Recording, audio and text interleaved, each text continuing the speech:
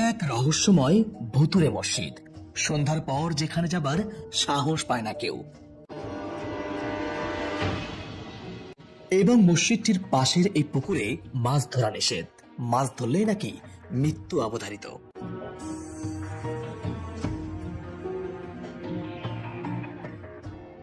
মাছ ধরবে এসে ভয় খেয়ে মারা গেছে। ইনি হচ্ছেন এই এলাকার স্থানীয় একজন লোক।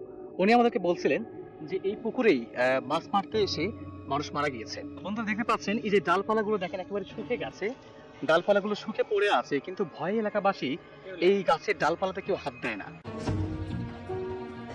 এমনকি ভয়ে এলাকাবাসী এই বট গাছের পাতা ছেড়ে না, ডালপালা কাটে না। কেউ বলে এই জায়গাটি অলক্ষণে অভিশপ্ত, আবার কারো ধারণা জিনপরিতে পরিপূর্ণ বট গাছে গিলে খাওয়া এই প্রাচীন মসজিদটি। কে দেখে বুঝবে এটা মসজিদ? দূর থেকে দেখে বোঝার কোনো উপায় নাই যে এটা একটা মসজিদ। বট গাছের ভিতরে কিভাবে আষ্টে পৃষ্ঠে মসজিদটা এখানে রয়েছে, সেই শত শত বছর ধরে এখানে দাঁড়িয়ে রয়েছে সেই মসজিদটি। বগুড়ার কাহালু উপজেলার এই শত শত বছরের পুরনো মসজিদটিকে ঘিরে রয়েছে নানা অলৌকিক ঘটনা আর রহস্য। সেসব রহস্যগুলো উন্মোচন করব আজকের এই ভিডিওতে। আসসালামু আলাইকুম। আজকের এই ভিডিওতে সবাইকে স্বাগত জানাচ্ছি। আমি শাহেদ আল হাসান। বন্ধুরা, আজকে আপনাদেরকে এমন এক জায়গায় নিয়ে যাচ্ছি যে জায়গাতে রয়েছে হাজার বছরের পুরনো এক মসজিদ। সেই মসজিদটাকে কেউ কেউ বলে থাকে গায়েবী জিনের মসজিদ, আবার কেউ বলে থাকে অলৌকিক ভুতুড়ে মসজিদ।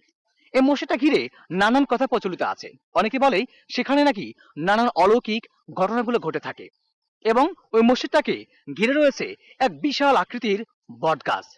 কথিত আছে ওই বট গাছের পাতা ছিঁড়লে, যদি কেউ পাতা ছেড়ে, তার নাকি ভয়ানক পরিণতি হয়।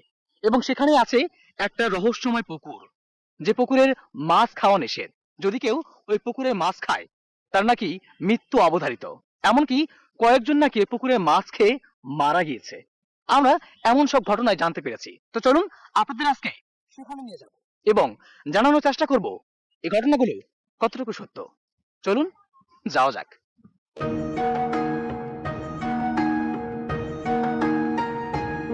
যেদিন থেকে এই রহস্যময় সেই মসজিদটির কথা শুনেছি, সেদিন থেকেই সেখানে যাবার তীব্র ইচ্ছা ছিল। তাই তো আজ আমার কাজিন রবিনকে নিয়ে বাইকে করে রওনা হয়েছি।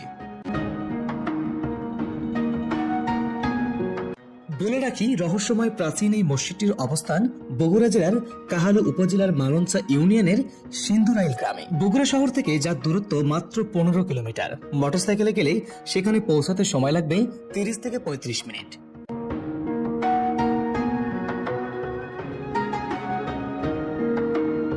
আমরা বগুড়া শহর থেকে রানীরহাট এলাকা হয়ে সোজা চলে আসি মালঞ্চা বাজারে। বন্ধুরা, আমি এখন অবস্থান করছি কাহালু উপজেলার মালঞ্চা বাজারে। এই মালঞ্চা বাজার থেকে সেই মসজিদটির দূরত্ব মাত্র 3 থেকে 4 কিলোমিটার। গ্রামটার নাম হচ্ছে সিন্দুরাইল গ্রাম। আমরা এখন মালঞ্চা বাজার থেকে সেই সিন্দুরাইল গ্রামের দিকেই এগিয়ে যাচ্ছি।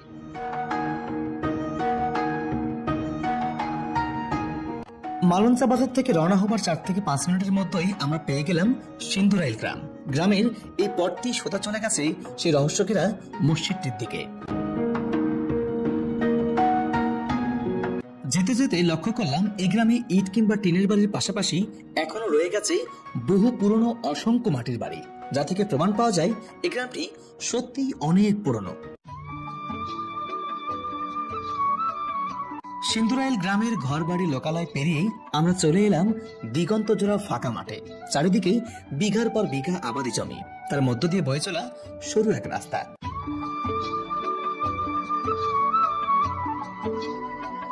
জানিয়ে রাখি, কাহালু উপজেলার এই অঞ্চলটি কৃষি নির্ভর। এখানে আলু ও ব্যাপক পরিসরে ধান চাষ করা হয়। তাই তো ধান চাষের জন্য জমিগুলো হাল দিয়ে প্রস্তুত করা হচ্ছে। বিস্তীর্ণ বিশাল এই মাঠের যেদিকে চোখ যায়, যেন চোখ জুড়ে যায়, মন জুড়ে যায়।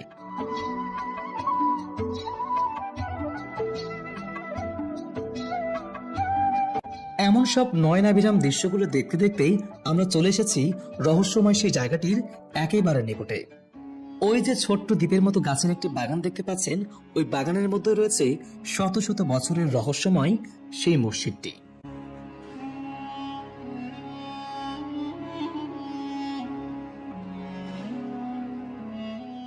আমার পিছনে যে স্থাপনা, যে মসজিদটি দেখতে পাচ্ছেন, এটাই হলো সেই সিন্দুরাইল গ্রামের অতি প্রাচীন মসজিদটি। বলা হয় হাজার বছরের পুরনো এই মসজিদটি। এই মসজিদকে ঘিরে রয়েছে নানান লোককথা, নানান রহস্য এবং নানান অলৌকিক কথাবার্তা। চলুন এই মসজিদটি ঘুরে ঘুরে দেখাই এবং এই মসজিদটির পুরো ইতিহাস আপনাদের সাথে শেয়ার করি।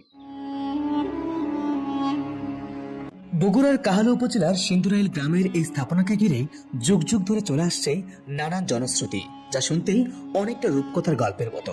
ধারণা করা হয় এই মসজিদটি নির্মাণ করা হয়েছিল মোগল আমলে। সে সময় এখানে হয়তো গড়ে উঠেছিল জনবসতি, হয়তো তারাই এই মসজিদটি নির্মাণ করে এখানে নামাজ আদায় করতেন।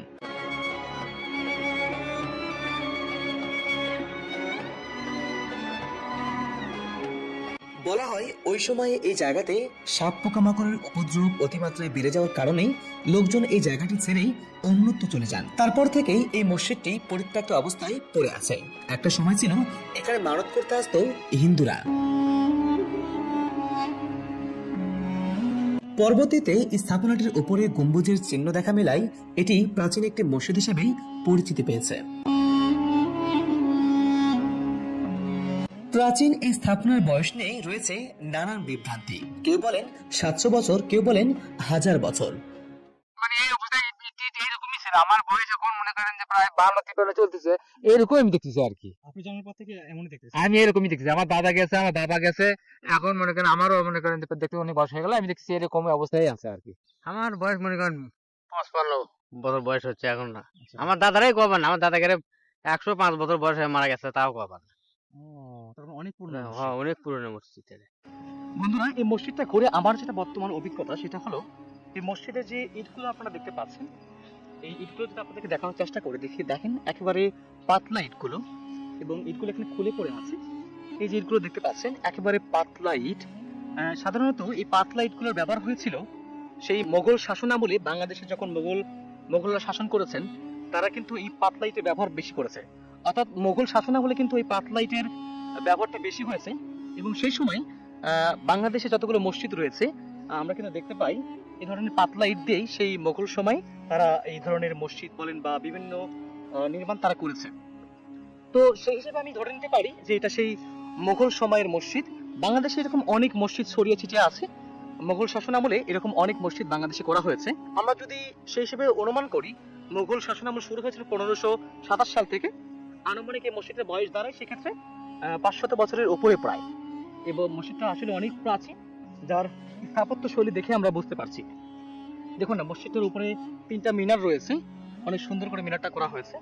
আমরা একটু দেখাই যে এই মসজিদটার পেছনের কি অবস্থা। পেছনের যে অবস্থা দেখতে পাচ্ছি আমরা, একেবারে জরাজীর্ণ অবস্থা। মানে বাইরে থেকে দেখে বোঝার কোনো উপায় নাই যে এটা একটা মসজিদ। এটা বাইরে থেকে দেখে কোনোভাবে বোঝার উপায় নাই এটা একটা মসজিদ। দেখেন না বটগাছটাকে কিভাবে আঁকড়ে ধরে আছে। প্রাচীন এই নিদর্শনটির দেওয়াল জুড়ে রয়েছে নানা আকৃতির নকশা, চুনসুরকির কাজ আর রঙিন আলপনা। দেওয়াল নির্মাণের ইটের দৈর্ঘ্য 5 ইঞ্চি এবং প্রস্থ 2 ইঞ্চি। স্থাপনাটির দৈর্ঘ্য 25 ফুট আর প্রস্থ 13 ফুট। উপরের দিকে রয়েছে 3টি ছোট আকৃতির গম্বুজ আর সামনের দিকে আছে ইমাম দাঁড়ানোর জায়গা, এবং মাঝখানে রয়েছে 10 থেকে 15 জনের নামাজ আদায় করার জায়গা।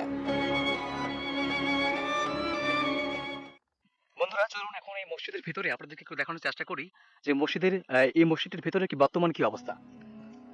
বন্ধুরা, আপনাদেরকে এই মসজিদটির ভেতরের বর্তমান অবস্থাগুলো একটু দেখানোর চেষ্টা করি। দেখুন মসজিদটির ভেতরের কি অবস্থা। আমি এখন মসজিদটির একেবারে ভেতরে প্রবেশ করেছি। দেখতে পাচ্ছেন এই যে এটা মসজিদের গম্বুজ। এরকম 3টা গম্বুজ রয়েছে মসজিদে। দেখেন ইটগুলো অনেকটাই ক্ষয়ে গেছে, অনেকটাই মসজিদটা এখন ধ্বংসের পথে বলতে গেলে। বটগাছের শিকড়গুলো কিভাবে দেখেন মসজিদটাকে আস্তে পিস্তে ধরে রেখেছে, এবং এই গাঁথনিগুলোকে ফুটো করে গাছের শিকড়গুলো বের হয়ে আসছে। দেখতে পাচ্ছেন মসজিদের ভিতরে ইটগুলো খুলে খুলে পড়ে আছে। আমি যদি আরেকটু ভিতরে দেখানোর চেষ্টা করি, এটা হচ্ছে সেই মসজিদের মেহরাব, মানে ইমাম সাহেব দাঁড়ানোর যে জায়গাটা, এখানে ইমাম সাহেব দাঁড়ানোর জায়গা। এবং এই পাশে আরেকটা দরজা রয়েছে এবং উপরে 3টা গম্বুজ রয়েছে মোট। এখানে আমার যেটা অনুমান, সর্বোচ্চ 10 থেকে 12 জন নামাজ পড়তে পারবেন বড়জোর। এবং এখানে রয়েছে ইমাম সাহেব দাঁড়ানোর জায়গা। এই পাশে একটা গম্বুজ রয়েছে, এবং এখানে মাঝখানে একটা গম্বুজ রয়েছে। গম্বুজগুলো দেখতে পাচ্ছেন কত সুন্দর সেই কারুকাজ করে করা হয়েছিল। সেই শত শত বছর আগে সেই স্থাপনা কত সুন্দর কারুকার্য দিয়ে করা হয়েছিল, এখনো সেটা যুগের পর যুগ ইতিহাসের সাক্ষী হয়ে এখানে রয়ে গেছে।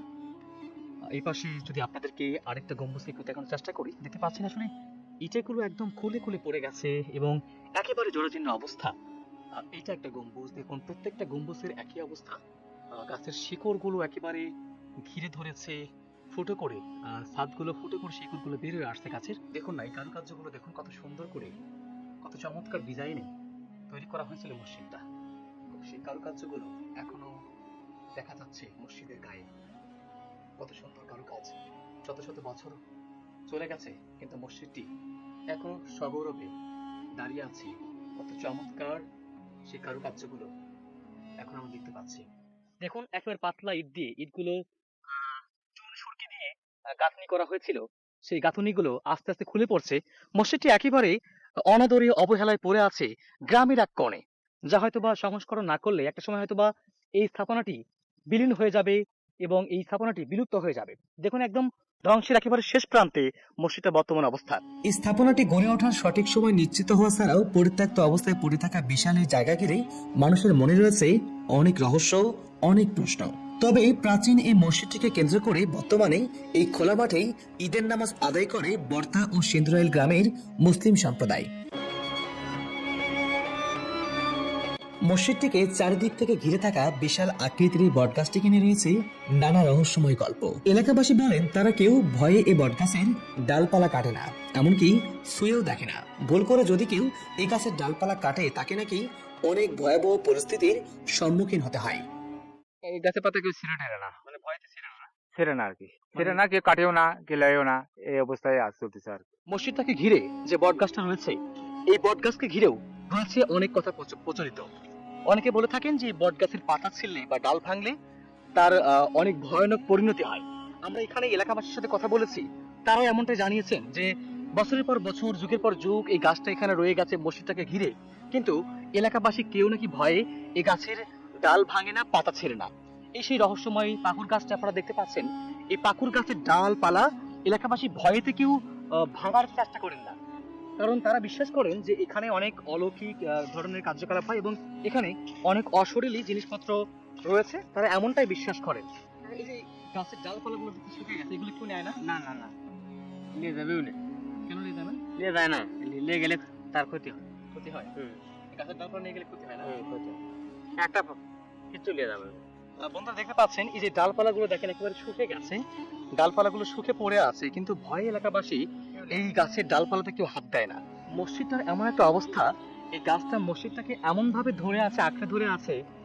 এখন এই গাছটাকেও কাটা যাবে না আর মসজিদটাকেও সংস্কার করা যাবে না। মসজিদটাকে সংস্কার করতে গেলে গাছটা কাটতে হবে, আর গাছটা যদি কেটে ফেলা হয় তাহলে মসজিদটা ধ্বংস হয়ে যাবে। তো এমন একটা অবস্থায় দাঁড়িয়ে আছে যে উভয় সংকট, মানে কোনোটাই করা যাবে না। প্রাচীন এই মসজিদটির দক্ষিণ পাশের ছোট্ট পুকুরটিকে নিয়েও প্রচলিত আছে অনেক লোককথা। এলাকাবাসী জানান এই পুকুরে মাছ ধরতে এসে ভয় পেয়ে পরপর কয়েকজন মানুষ মারা গিয়েছে। বসে দিয়েছিল, বসে দিয়ে মাছ ধরবে এসে ভয় খেয়ে মারা গেছে। আচ্ছা আচ্ছা, এই পুকুরে? হ্যাঁ এই পুকুর। বন্ধুরা দেখতে পাচ্ছেন ইনি হচ্ছেন এই এলাকার স্থানীয় একজন লোক। উনি আমাদেরকে বলছিলেন যে এই পুকুরেই মাছ মারতে এসে মানুষ মারা গিয়েছে। আমার পেছনে যে পুকুরটা আপনাদেরকে একটু দেখাই, আমার পেছনে যে পুকুরটা দেখতে পাচ্ছেন এটাই সেই ভুতুরে পুকুর। এই পুকুরেই নাকি দুজন মাছ মারতে এসে মারা গিয়েছে এবং এই পুকুরে মাছ ধরে কেউ খেলে সে নাকি মারা যায়, আমরা এমনটাই শুনেছি। এবং সেই পুকুরটা আমার পেছনে দেখতে পাচ্ছেন কি ভয়ানক পুকুর।